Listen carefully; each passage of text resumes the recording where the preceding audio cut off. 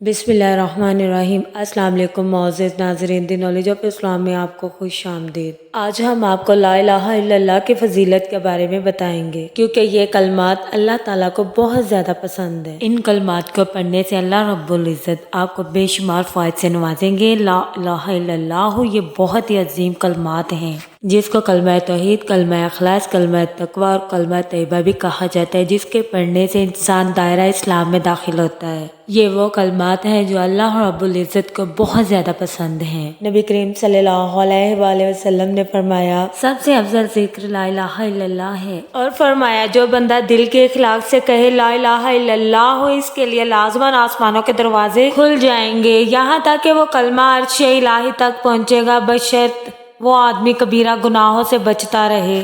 नबी करीम सल्लल्लाहु अलैहि वसल्लम ने फरमाया कि अल्लाह ताला के नबी मूसा अलैहिस्सलाम ने अल्लाह ताला के हुज़ूर अर्ज़ किया कि ऐ मेरे रब, मुझको कोई कलमा तालीम फरमा। अल्लाह ताला ने फरमाया, मूसा ला इलाहा इल्लल्लाह कहा करो।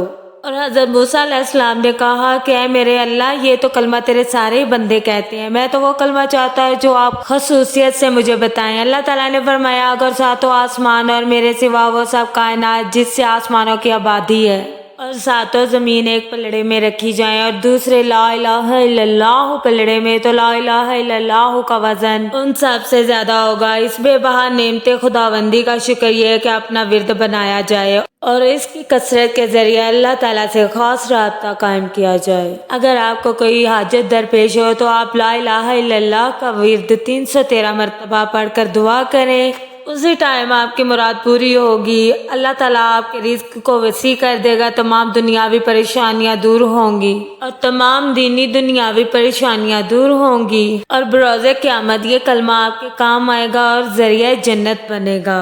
हमारा YouTube channel the knowledge of Islam को लाइक करें, शेयर करें, कमेंट्स करें, सब्सक्राइब करें, बेल आइकन को प्रेस करना मत भूलें, ताकि हमारा हर नोटिफिकेशन आपको बर वक्त पहुँच सके। हमारे नबी का फरमान है कि दीन की बात आगे शेयर करना सदका जारिया है।